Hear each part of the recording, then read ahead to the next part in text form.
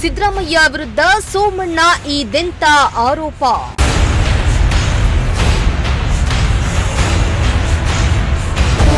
Kanakapura Malavalli railway ಮಾರ್ಗ project ತಡೆದ್ರ Siddu.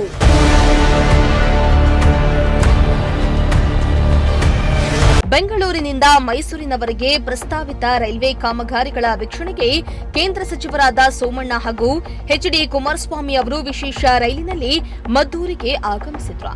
ಮದ್ದೂರಿನಲ್ಲಿ railway ನಿಲ್ದಾಣ ಪರಿಶೀಲನೆ ಹಾಗೂ ಸಾರ್ವಜನಿಕರಿಂದ ಅಹವಾಲನ್ನ ಸ್ವೀಕರಿಸುವ ಕಾರ್ಯಕ್ರಮವನ್ನ ಆಯೋಜನೆ ಮಾಡಲಾಗಿದ್ದು, ವಿಶೇಷ ರೈಲಿನಲ್ಲಿ ಕೇಂದ್ರ ಸಚಿವರು ಮದ್ದೂರಿಗೆ ಆಗಮಿಸಿದ್ರು. ಆದರೆ ಸಚಿವರು ಆಗಮಿಸುತ್ತಿದ್ದಂತೆ ಬಿಜೆಪಿ ಮತ್ತು ಜೆಡಿಎಸ್ ಕಾರ್ಯಕರ್ತರು ತಮ್ಮ ನಾಯಕರನ್ನ ನೋಡಿ ರೈಲಿನಿಂದ ಕೆಳಗಿಳಿಯುವ ಮುನ್ನವೇ ಜೈಕಾರ ಹೂಗುಚ್ಚ ನೀಡಲು ಮುಗಿಬಿದ್ದ ಹಿನ್ನೆಲೆಯಲ್ಲಿ ನೂಕುನುಗ್ಗಲು ಉಂಟಾಗಿ ಗೊಂದಲದ ವಾತಾವರಣ ಸೃಷ್ಟಿಯಾಯಿತು. ಇದರಿಂದಾಗಿ ರೈಲಿನ ಬಾಗಿಲಿನಲ್ಲಿ ನಿಂತು ಸಚಿವರು ಕೆಲವರಿಂದ ಅಹವಾಲನ್ನ ಸ್ವೀಕರಿಸಿ ತೆರಳಿದ್ರು.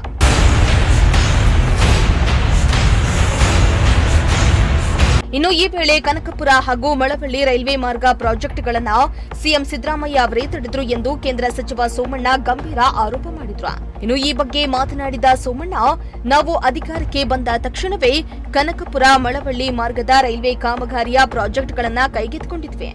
ಆದರೆ ಈ ಕಾಮಗಾರಿಗೆ ಸಿಎಂ ಸಿದ್ದರಾಮಯ್ಯ ಅವರು ನಮ್ಮ ಹತ್ತಿರ ದುಡ್ಡಿಲ್ಲ, ಪ್ರಾಜೆಕ್ಟ್ ಬೇಡ ಅಂತ ಪತ್ರ ಬರೆದಿದ್ದಾರೆ. ಸಿದ್ದರಾಮಯ್ಯ ಅವರು ಬರೆದಿರುವ ಪತ್ರ ನನ್ನ ಬಳಿಯೇ ಇದೆ, ಬೇಕಾದ್ರೆ ತೋರಿಸ್ತೇನೆ ಎಂದು ಸೋಮಣ್ಣ ಗಂಭೀರ ಆರೋಪ ಮಾಡಿದ್ರು. ನಾನು ಬಂದ ತಕ್ಷಣ ಕನಕಪುರ ಮಾರ್ಗ ತಗೊಂಡು ಆದ್ರೆ ನಿಮ್ ಸಿದ್ದರಾಮಣ್ಣ ನಮ್ಮ ಹತ್ರ ದುಡ್ಡಿಲ್ಲ, ಪ್ರಾಜೆಕ್ಟ್ ಬೇಡ ಅಂತ ಬರ್ದವ್ರೆ, ಬೇಕಾದ್ರೆ ಇಲ್ಲೇ ಇದಕ್ಕೆ ಕೊಡ್ತೀನಿ. ನಾನು ಯಾರ ಮೇಲೆ ಉದ್ದೇಶ ಕೇಳ್ತಾ ಇಲ್ಲ, ಯಾವುದೇ ಒಂದು ಉದ್ದೇಶ ಕೇಳ್ತಾ ಇಲ್ಲ. ಹಾಗಾಗಿ ಅದು ಕೂಡ ಆಗ್ಬೇಕಾಯ್ತದೆ. ಆದ್ರಿಂದ ಇವತ್ತೇನಿದೆ ಈ ತೊಂದರೆ ಏನಿದೆ ಇದನ್ನ ತಕ್ಷಣವೇ ಕ್ರಮ ವಹಿಸ್ತಕ್ಕಂಥ ಕೆಲಸವನ್ನ ಕುಮಾರಸ್ವಾಮಿ ಅವರು ಯಾವ್ಯಾವ್ದು ಆಗ್ಬೇಕು ಅಂತ ಹೇಳ್ತಾರೋ ಅದೆಲ್ಲವನ್ನು ಕೂಡ ಮಾಡ್ತಕ್ಕಂಥ ಕೆಲಸ ಮಾಡ್ತೀವಿ. ಇನ್ನು ಮಂಡ್ಯ ನಗರಕ್ಕೆ ಮೆಮು ಟ್ರೈನ್ ಕೊಡಲು ಬೇಡಿಕೆ ಇದೆ. ಮೈಸೂರು ಟು ಬೆಂಗಳೂರು ರೈಲ್ವೆ ಮಾರ್ಗದಲ್ಲಿ ಜನರಿಗೆ ತೊಂದರೆ ಆಗಿರುವ ಬಗ್ಗೆ ಮಾಹಿತಿ ಇದೆ. ಹೀಗಾಗಿ ಮಂಡ್ಯ ರೈಲ್ವೆ ನಿಲ್ದಾಣ ಅಭಿವೃದ್ಧಿಗೆ ನರೇಂದ್ರ ಮೋದಿ ಅವರು 25 ಕೋಟಿ ರೂಪಾಯಿಗಳನ್ನ ಕೊಟ್ಟಿದ್ದಾರೆ.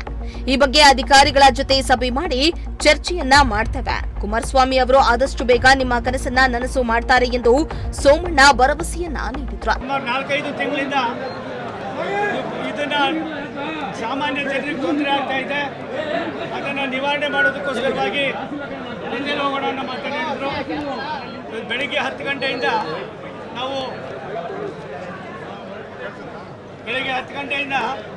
ನಾವು ಇಲ್ಲಿ ಬಂದು ಓಡಾಡ್ತಾ ಇದ್ದೀವಿ.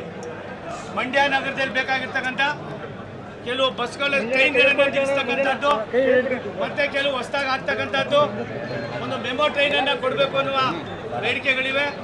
ಈಗಾಗಲೇ ರಾಷ್ಟ್ರದ ಭಾರತ ಸರ್ಕಾರ ಸನ್ಮಾನ್ಯ ನರೇಂದ್ರ ಮೋದಿ ಅವರು 25 ಕೋಟಿ ರೂಪಾಯಿಗಳನ್ನ ನಿಮ್ಮ ಮಂಡ್ಯ ಸ್ಟೇಷನ್ಗೆ ಅಭಿವೃದ್ಧಿಗೋಸ್ಕರವಾಗಿ ಕೊಟ್ಟಿದ್ದಾರೆ. ಜೋರಾಗಿ ಚಪ್ಪಾಳೆ ಅದಲ್ಲದೆ ನಮ್ಮ ಮಂತ್ರಿಗಳಾದ ಸನ್ಮಾನ್ಯ ಅಶ್ವಿನಿ ವೈಷ್ಣವ್ ಅವರು, ಕುಮಾರಣ್ಣ ಅವರು, ನಾವೆಲ್ಲರೂ ಕೂಡ ಕೂತ್ಕೊಂಡು ಚರ್ಚೆ ಮಾಡ್ತಾ ಇದ್ದೀವಿ.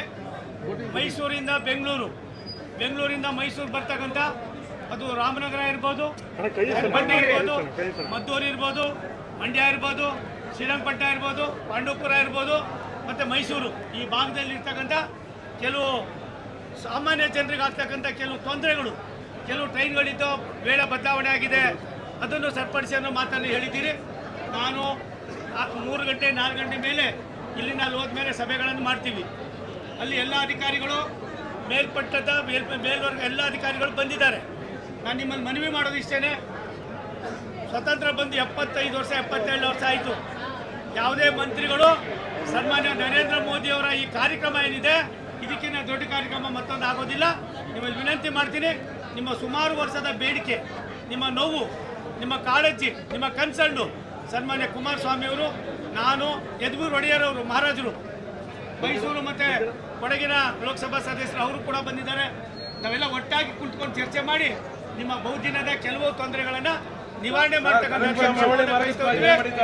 ಇನ್ನು ಈ ವೇಳೆ ಕೇಂದ್ರ ಸಚಿವರಿಗೆ ಅಂಗವಿಕಲರು ಮನವಿ ಸಲ್ಲಿಸಲು ಮುಂದಾಗಿದ್ದು, ಪೊಲೀಸ್ ಅಧಿಕಾರಿಗಳು ಅವಕಾಶ ಕಲ್ಪಿಸದ ಹಿನ್ನೆಲೆ ಬರಿಗೈಯಲ್ಲಿ ವಾಪಸ್ಸಾದ ಘಟನೆ ನಡೆದಿದೆ. ಈ ವೇಳೆ ಮೈಸೂರು ಹಾಗೂ ಕೊಡಗು ಸಂಸದ ಯದುವೀರ್ ಒಡೆಯರ್, ಮಾಜಿ ಸಚಿವರಾದ ಡಿಸಿ ತಮ್ಮಣ್ಣ, ಸಿಎಸ್ ಪುಟ್ಟರಾಜು, ಸಾರಾ ಮಹೇಶ್, ಜಿಲ್ಲಾಧಿಕಾರಿ ಡಾ ಕುಮಾರ್ ಸೇರಿ ಹಲವರು ಉಪಸ್ಥಿತರಿದ್ದರು. Bureau report, Prajashakti TV.